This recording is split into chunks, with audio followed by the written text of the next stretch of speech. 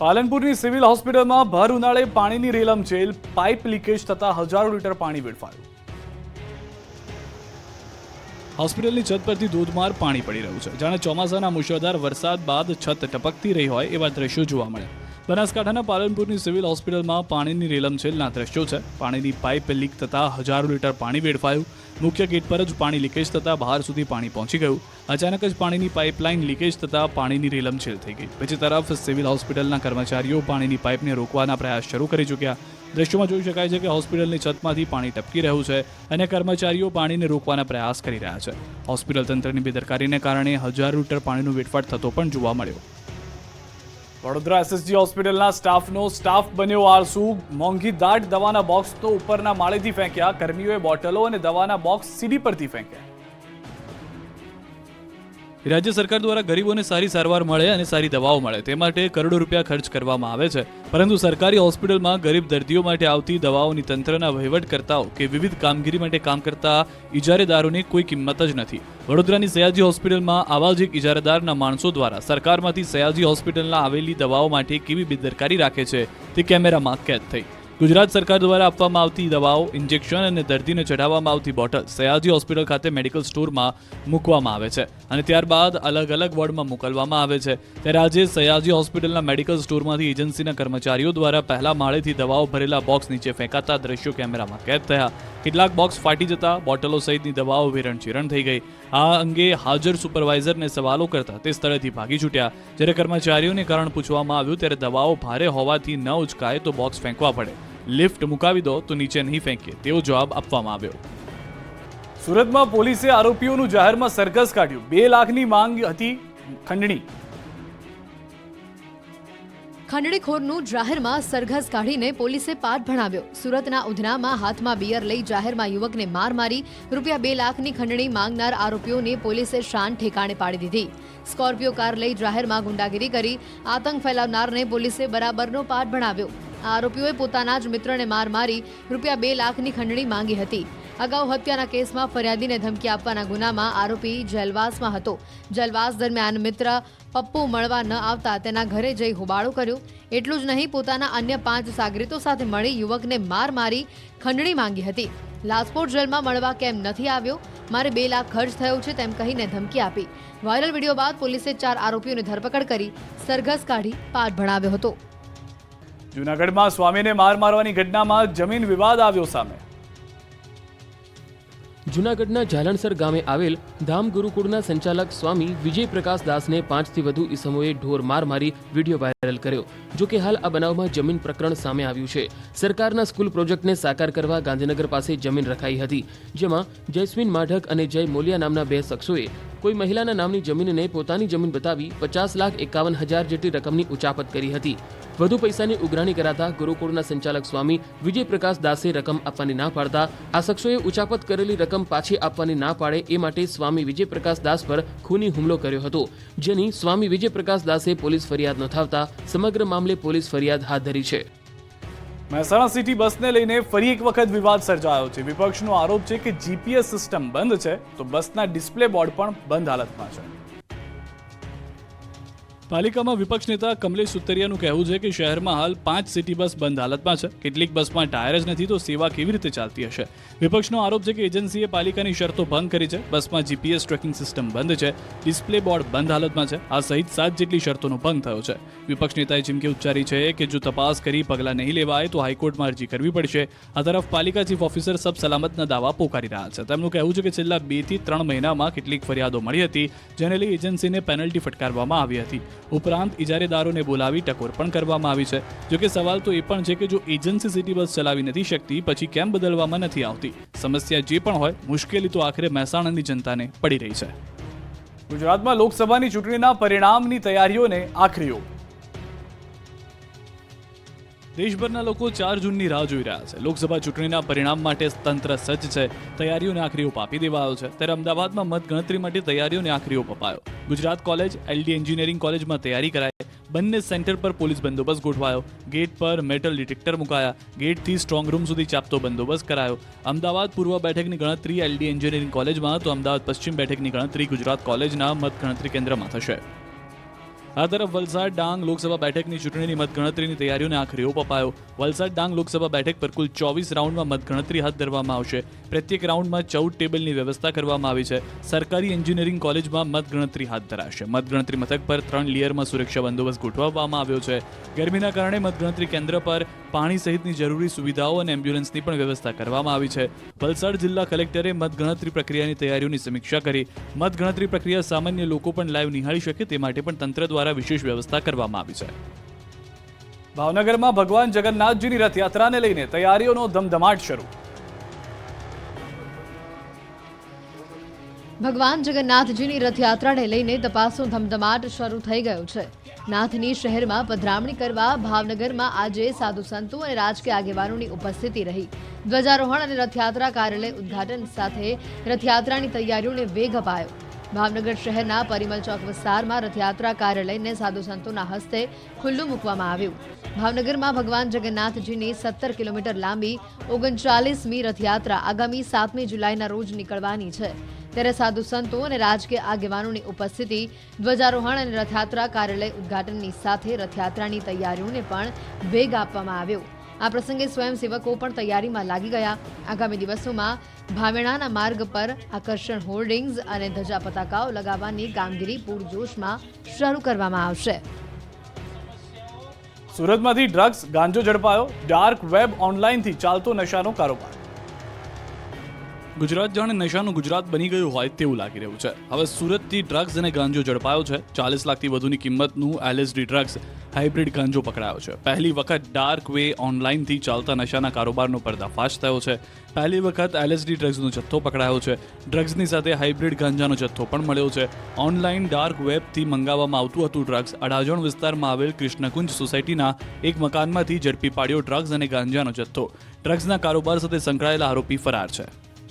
Facebook કે અન્ય social મીડિયાના માધ્યમથી લોન લેતા પહેલા સાવધાન. આણંદના 5 વ્યક્તિઓ પાસેથી 1.46 લાખ પડાવ્યા.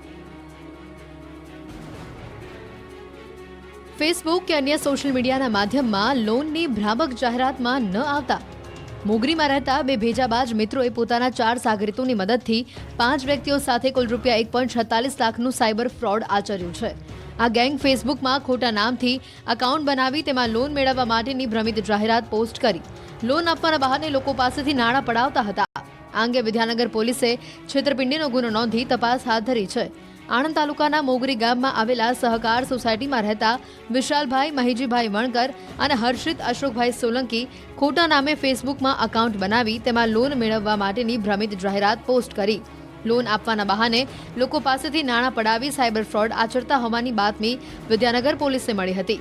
જેથી પોલીસે આ બંનેને બોલાવી પૂછપરછ કરી, જેમાં વિશાલે લોકોને લોન આપવાની ફેસબુકમાં ભ્રામક જાહેરાત પોસ્ટ કરી હતી. લોન આપવાના બહાને લોકો પાસેથી નાણાં મેળવી સાયબર ફ્રોડ કરી નાણાં કમાવાની વાત સૌપ્રથમ હર્ષિતને કરી હતી. બાદમાં અન્યોને આ સાયબર ફ્રોડ આચરવા માટે ગેંગમાં જોડ્યા હતા. જે બાદ તેઓએ ભેગા મળીને હર્ષિતના ફેસબુક એકાઉન્ટ હર્ષિત બેડ બોયનું નામ બદલીને અમિત પટેલ કર્યું હતું અને તે ફેસબુક એકાઉન્ટ પરથી લોન અંગેની જાહેરાત પોસ્ટ કરવા લાગ્યા હતા.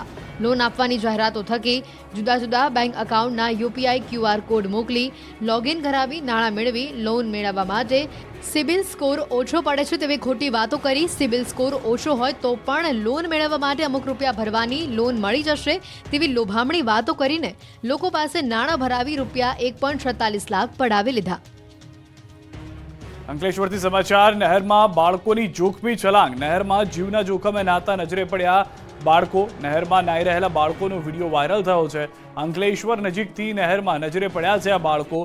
હાલમાં કોઈ દુર્ઘટનાના સમાચાર નથી, પરંતુ કોઈ મોટી દુર્ઘટના સર્જાય તે પહેલા અહીંયા આગળ આ બાળકોને નહેરમાં જતા બંધ કરવામાં આવે તેવી માંગ ઉઠી છે. નવસારીમાં ખેડૂતો માટે સોનપરી કેરી સાબિત થશે સોનાની ખાણ. એક ફળનું વજન 500 ગ્રામ. કેસર હાફૂસની મીઠાશ ફિક્કી પડશે, સ્વાદમાં આંગળા ચાટતા રહી જશે.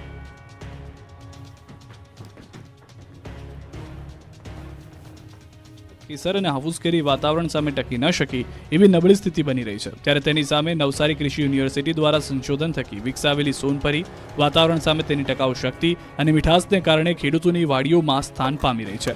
નવસારીના એથાણ ગામના ખેડૂત રાહુલ નાયક પરંપરાગત કેસરને બદલે વૈજ્ઞાનિક પદ્ધતિથી સોનપરીના ઝાડોનું વાવેતર કરી બદલાતા વાતાવરણ પણ સારી આવક મેળવી રહ્યા છે.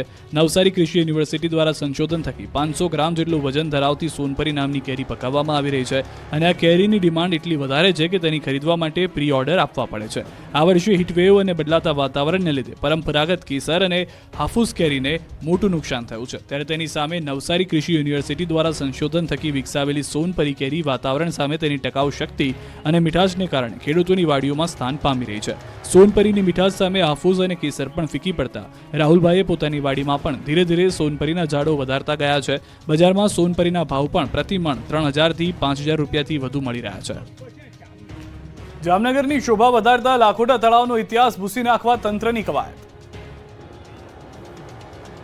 જામનગર શહેરની બરાબર મધ્યમાં આવેલું લાખોટા તળાવ 5 લાખ ચોરસ મીટરમાં અને 3 ભાગમાં વહેંચાયેલું છે. આ તળાવ નગરની શોભામાં અભિવૃદ્ધિ કરે છે. જામનગરની આન બાન અને શાન કહેવાતા તળાવનો ઇતિહાસ ભૂસી નાખવા તંત્ર કવાયત કરી રહ્યું છે. લાખોટા તળાવના પાર્ટ 2 બ્યુટિફિકેશનમાં થાળી ભાગીને વાટકો કરવા જેવો ઘાટ ઘડાયો છે. તળાવમાં ખોદીને માટી કાઢવાને બદલે અન્ય જગ્યાએથી માટી નખાતી હોવાનો વિપક્ષનો આરોપ છે. વિકાસને બદલે વિનાશ કરાતો હોવાનો વિપક્ષનો દાવો છે. વિપક્ષી નેતા અને કોર્પોરેટરો ચાલુ સાઇટ પર પહોંચ્યા અને વિરોધ વ્યક્ત કર્યો. તળાવની ફરતે 20 ફૂટ જેટલી ભરતી કરી મહાનગરપાલિકા દ્વારા બનાવાઈ રહ્યો છે વોકવે. 30 કરોડના ખર્ચે અન્ય તળાવો પણ નિર્માણ થાય તે પ્રકારે કોર્પોરેશને કરવું જોઈએ તેવી વિપક્ષની શિખામણ. રાજાશાહી વખતના તળાવને પૂરીને વિકાસના નામે વિનાશ થઈ રહ્યો હોવાનો વિપક્ષે દાવો કર્યો. કોર્પોરેશનના સત્તાધીશોના વહીવટ સામે આક્ષેપ સાથે જન આંદોલન છેડવાનો વિપક્ષે હુંકાર ભર્યો. વલસાડ જિલ્લાના વેલવાગડમાં આધુનિક સ્પોર્ટ્સ કોમ્પ્લેક્સનું ઉદ્ઘાટન કરાયું. વલસાડ જિલ્લાના પરિયા નજીક વેલવાગડમાં રાજ્યના બે મંત્રીઓની હાજરીમાં આધુનિક સ્પોર્ટ્સ કોમ્પ્લેક્સનું ઉદ્ઘાટન કરવામાં આવ્યું. વેલવાગડમાં બગવાડા જૈન પરગણા જૈન એજ્યુકેશન સોસાયટી દ્વારા નિર્માણ પામેલ આધુનિક સ્પોર્ટ્સ કોમ્પ્લેક્સનું ઉદ્ઘાટન કર્યું. આ સ્પોર્ટ્સ કોમ્પ્લેક્સમાં વિવિધ રમતો માટે સુવિધા ઊભી કરવામાં આવી. સાથે જ મંત્રીઓએ આધુનિક પેવેલિયનનું ખાતમુહૂર્ત પણ કર્યું. સોસાયટી દ્વારા આ વિસ્તારના જૈન અને નોન જૈન બાળકો માટે અનેક પ્રવૃત્તિઓ અને કાર્યક્રમો યોજાયા છે. સાથે જ બાળકોના ઉજ્જવળ ભવિષ્ય માટે પણ આ પ્રયાસો હાથ ધરવામાં આવે છે. જે નિમિત્તે સમાજ દ્વારા 10 એકરમાં આધુનિક GH શાહ સ્પોર્ટ્સ કોમ્પ્લેક્સનું નિર્માણ કરવામાં આવ્યું છે. સાથે જ ક્રિકેટ ટુર્નામેન્ટનો પણ આરંભ કરવામાં આવ્યો છે. આ પ્રસંગે રાજ્યના નાણામંત્રી કનુભાઈ દેસાઈ અને ગૃહમંત્રી હર્ષ સંઘવીએ પણ આ સ્પોર્ટ્સ કોમ્પ્લેક્સના ઉદ્ઘાટન સમારોહમાં ફટકાબાજી કરી આયોજકોનો ઉત્સાહ વધાર્યો હતો. હિંમતનગરમાં રાજ્ય કક્ષાની સ્વિમિંગ સ્પર્ધામાં 3,000 યુવતીઓએ દેખાડ્યો દમ. ખેલ મહાકુંભ 2.0 અંતર્ગત સમગ્ર રાજ્યમાં વિવિધ પ્રકારની રમતોનું આયોજન કરવામાં આવ્યું છે. જેમાં હિંમતનગરના સાબર સ્ટેડિયમ ખાતે રાજ્યકક્ષાની સ્વિમિંગ સ્પર્ધાનું આયોજન કરવામાં આવ્યું હતું. આ સ્પર્ધામાં સમગ્ર રાજ્યના 30 જિલ્લાના 3,000થી વધુ સ્વિમર યુવતીઓ અને યુવકોએ ભાગ લીધો હતો.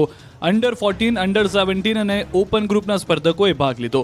રમતવીરો રાજ્યકક્ષાએ નેશનલ અને ઇન્ટરનેશનલ લેવલે આગળ વધે અને ઓલિમ્પિક માટે પણ તૈયારી કરે તે માટે આ ખેલ મહાકુંભનું આયોજન કરવામાં આવ્યું છે. વિજેતાઓ ઓલિમ્પિક અને ઇન્ટરનેશનલ લેવલે પોતાનું પ્રદર્શન બતાવશે. નેશનલ કક્ષાએ અને ઓલિમ્પિક કક્ષાએ ભાગ લઈને તેમનું તથા ભારત દેશનું નામ રોશન કરે તે માટે મહેનત કરી રહ્યા છે. વલસાડ ડાંગ લોકસભા બેઠકની ચૂંટણીની મતગણતરીની તૈયારીઓને આખરી ઓપ અપાયો છે. વલસાડ ડાંગ લોકસભા બેઠક પર કુલ 24 રાઉન્ડમાં મતગણતરી હાથ ધરવામાં આવશે. પ્રત્યેક રાઉન્ડમાં 14 ટેબલની વ્યવસ્થા કરવામાં આવી છે. મતગણતરી કેન્દ્રમાં મોબાઈલ લઈ જવા પર પ્રતિબંધ મૂકવામાં આવ્યો છે. સરકારી એન્જિનિયરિંગ કોલેજમાં મતગણતરી હાથ ધરાશે. મતગણતરી મથક પર 3 લેયરમાં સુરક્ષા બંદોબસ્ત ગોઠવવામાં આવશે. ગરમીના કારણે મતગણતરી મથક પર પાણી સહિતની જરૂરી સુવિધાઓ અને એમ્બ્યુલન્સની પણ વ્યવસ્થા કરવામાં આવી છે. વલસાડ જિલ્લા કલેક્ટરે મતગણતરી પ્રક્રિયાની તૈયારીઓની સમીક્ષા કરી.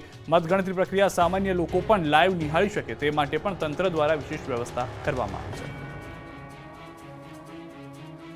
સંઘ પ્રદેશ દમણ અને દીવ સાથે સાથે દાદરાનગર હવેલીમાં મતગણતરી માટે પ્રશાસન દ્વારા તૈયારીઓને આખરી ઓપ અપાયો છે. દમણમાં થયેલા મતદાનની મતગણતરી દમણની TTI કોલેજમાં થશે, જ્યારે દીવમાં થયેલા મતદાનની મતગણતરી દીવમાં થશે.